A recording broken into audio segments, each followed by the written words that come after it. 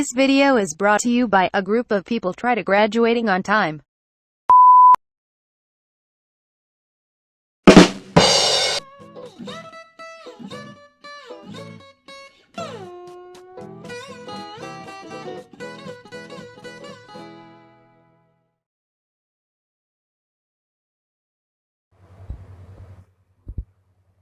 Saya Ardian Suanhara. Kami di sini akan menjelaskan dasar-dasar teori graf. Teori graf ini mulai dikenal saat matematikawan berkebangsaan Swiss yang bernama Leonhard Euler yang berhasil mengungkap misteri jembatan Königsberg pada tahun 1736. Di kota tersebut mengalir sebuah sungai yang bernama Pergot. Di sungai tersebut mengaliri dua buah pulau, dan di antaranya terdapat jembatan-jembatan yang menghubungkannya. Jumlah jembatan yang menghubungkannya tersebut sebanyak 7 buah. Bukit ini merupakan peta dari sungai tersebut. Yang biru-biru ini merupakan aliran sungai yang mengalir di tengah kota. Yang di tengahnya terdapat 2 pulau yang dihubungkan dengan jembatan yang berwarna merah ini sebanyak 7 buah. Untuk lebih jelasnya, kita lanjut ke gambar selanjutnya. Di gambar ini kita melihat ada A, B, C, dan D yang merupakan daratan. A dan D ini merupakan pulau yang berada di tengah sungai tersebut, dan B dan C merupakan daratan yang ada di pinggir sungai tersebut. Nah, dalam teori graf ini, daratan-daratan itu kita sebut sebagai simpul, dan jembatan-jembatan yang menghubungkan daratan itu kita namakan sisi. Pada gambar di sampingnya sebelah kanan itu terdapat simpul graf. Nah, di sini kita lihat A dan C itu berhubungan. Nah, di sini kita menyebutnya sebagai paralel. Nah, A dan B juga berhubungan, berarti itu juga paralel. B dan D juga, A dan D, dan C dan D juga paralel. Selanjutnya di sini ada definisi graf.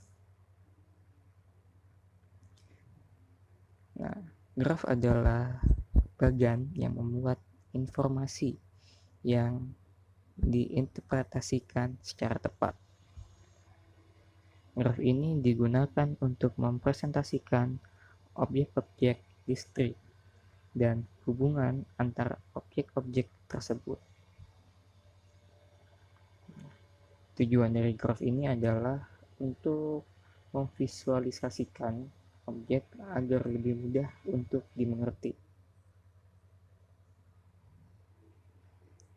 Selanjutnya, di sini ada definisi graf secara matematis. Definisi graf adalah graf G didefinisikan sebagai pasangan himpunan, yaitu V dan E. Yang dalam hal ini, V merupakan himpunan tidak kosong dari simpul-simpul atau yang disebut vertex atau node. Dan ada E yang merupakan himpunan sisi atau yang disebut dengan edge yang menghubungkan sepasang simpul. atau dapat ditulis dengan singkat sebagai notasi G sama dengan VE. Selanjutnya ada istilah-istilah pada graf. Yang pertama ada busur ganda atau yang disebut dengan multiple edge, yaitu suatu busur yang menghubungkan simpul yang sama. Selanjutnya ada keterangan atau adjective. Ini merupakan dua buah simpul yang dikatakan bertangga jika terdapat busur E dengan ujung awal dan akhir adalah V1 dan V2. Selanjutnya ada kehadiran atau insiden. Ini merupakan suatu busur dikatakan hadir pada suatu simpul jika busur tersebut menghubungkan simpul-simpul tersebut. Istilah pada graf selanjutnya adalah gelang atau loop, di mana suatu busur, atau biasa disebut edge, berawal dan berakhir pada simpul yang sama. Kemudian, derajat atau degree adalah banyaknya busur atau edge yang ada pada suatu simpul atau biasa disebut vertex. Dinotasikan dalam bentuk D, V, di mana D adalah banyaknya derajat dalam suatu vertex dan V adalah vertex. Kemudian, untuk menotasikan jumlah elemen simpul di dalam suatu graf, digunakan notasi N sama dengan mutlak V, dan untuk menotasikan jumlah elemen busur di dalam suatu graf digunakan notasi M sama dengan mutlak E. Masuk ke dalam jenis-jenis graf, graf dapat dikelompokkan menjadi beberapa jenis, bergantung pada sudut pandang pengelompokannya. Pengelompokan graf dapat dipandang berdasarkan ada tidaknya gelang atau sisi ganda pada suatu graf, berdasarkan jumlah simpul pada suatu graf, dan berdasarkan orientasi arah pada sisi atau arah pada edge-nya. Untuk jenis graf yang berdasarkan ada tidaknya gelang atau sisi ganda pada suatu graf, graf tersebut dapat dikatakan sederhana apabila graf tersebut tidak mengandung gelang atau loop, maupun sisi ganda. Kemudian, untuk jenis graf yang tidak sederhana, graf tersebut biasanya mengandung sisi ganda atau gelang. Jenis graf ini ada dua macam, yaitu graf ganda dan graf semu. Pada gambar, kita memiliki 3 contoh jenis graf. Pada gambar A, graf tersebut dapat dikatakan sederhana karena graf tersebut tidak mengandung gelang maupun sisi ganda. Kemudian, untuk gambar B, graf tersebut dikatakan graf ganda karena graf tersebut mengandung sisi ganda, yaitu H3 dan H4 yang sama-sama menghubungkan antar vertex 1 dan vertex 3, kemudian H6 dan H7 yang sama-sama menghubungkan antar vertex 3 dan vertex 4. Untuk jenis graf yang berdasarkan jumlah simpul, graf dapat dikatakan berhingga apabila jumlah simpulnya n atau berhingga. Dan graf dapat dikatakan tak berhingga apabila jumlah simpulnya tidak berhingga. Kedua gambar ini merupakan contoh dari graf tidak berhingga, di mana HH pada ujung graf tidak bertemu dengan suatu vertex. Kemudian, jenis terakhir adalah jenis graf berdasarkan orientasi arah pada sisi, di mana graf yang sisinya tidak mempunyai arah dapat dikatakan graf berarah, dan graf yang setiap sisinya mempunyai orientasi arah dapat dikatakan graf berarah.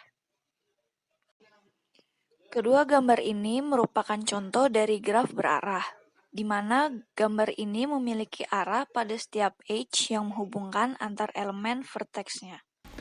Selanjutnya ada subgraf dan komplement subgraf.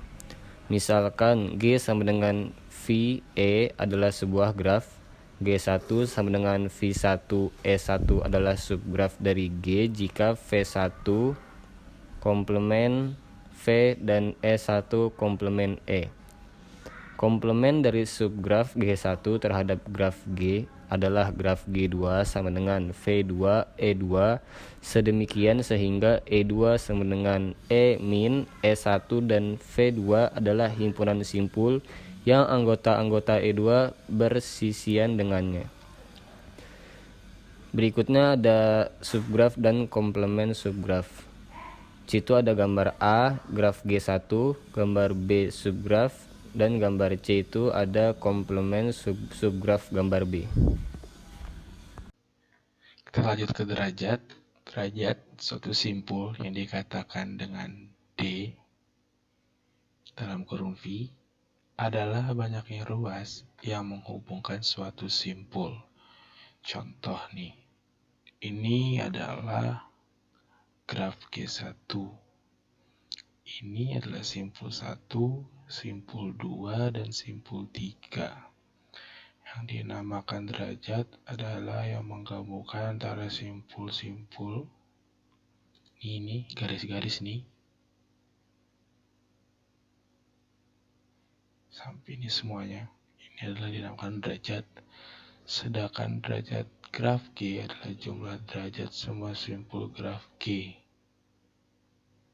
Jadi jika ditanyakan derajat graf G adalah jumlah derajat semua simpul dalam graf G ini. Jadi 1, 2, 3, 4, dan 5.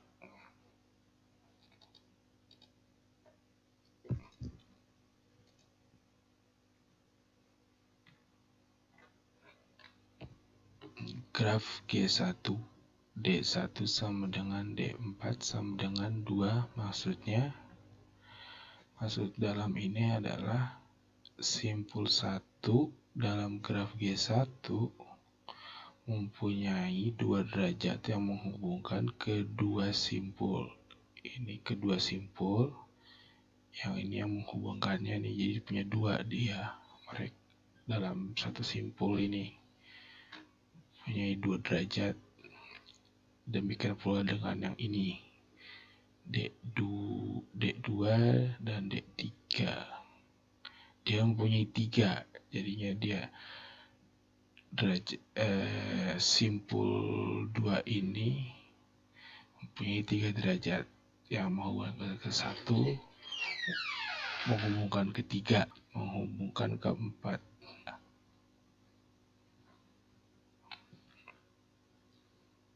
Graf G3, ini graf G3 nih.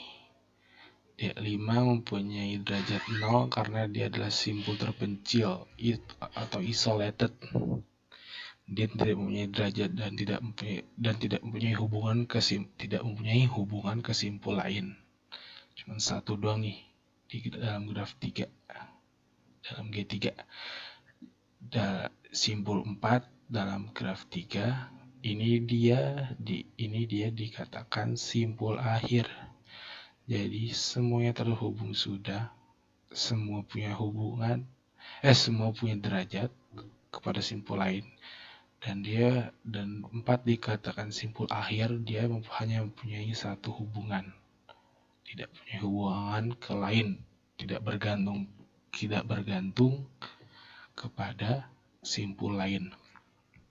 Dalam graf 2 G2, simpul 1 mempunyai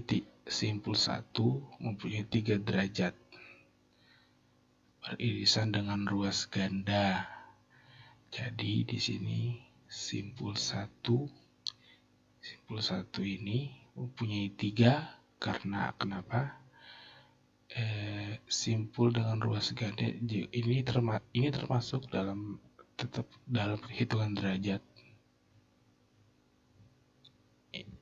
Ya, derajat 1, 2, 3.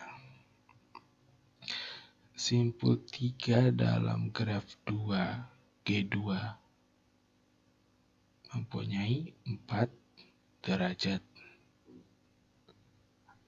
Mana simpul 3? Nah ini ya, simpul 3 punya 4. Karena dia punya 4 beririsan dengan self loop, derajat sebuah self loop sama dengan 2. Jadi kalau ada derajat yang punya 360 derajat seperti ini dihitungnya 2 derajat ya. Jadi 1, 2, 3, 4 ya. Ini looping seperti ini dihitung 2 derajat. Lanjut. Operasi graf. Operasi graf. Nih, bisa operasi graf. G1 sama dengan E1 V1. G2 sama dengan E2 V2. Jadi di sini kita masuk ke dalam operasi graf. Gabungan G1 dan G2. Gabungan mempunyai simbol seperti ini nih, U ya. G1 gabung G2 adalah graf dengan himpunan ruasnya. Himpunan ruasnya E1 digabung dalam E2.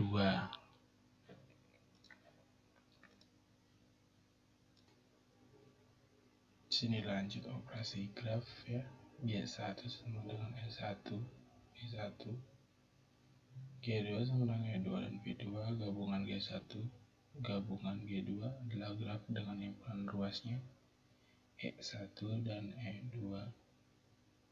Di sini dikatakan E1 E2 adalah derajatnya ya. Irisan G1